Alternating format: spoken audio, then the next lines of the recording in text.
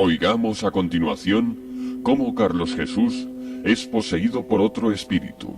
Yo ahora voy a aspirar para afuera y mi voz va a cambiar. Es diferente, ¿eh? Completamente diferente.